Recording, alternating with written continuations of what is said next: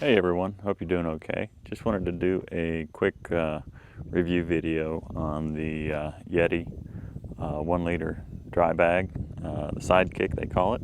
And I think most people use it for attaching it to the side of the YETI cooler or the YETI carry bags, but I use it for camping trips and out on my boat and just general purpose keeping things dry. So the 1 liter size is fairly small, and it's good for carrying around hiking or camping in general, and it's just great to have on a rainy weekend or lakeside.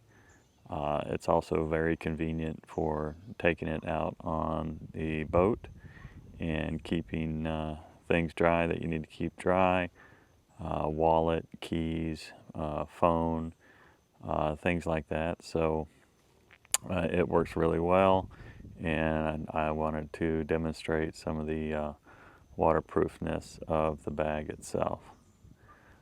So yeah, if you're looking for a great little bag that keeps everything dry and keeps it safe, the YETI 1 liter Sidekick is a great option.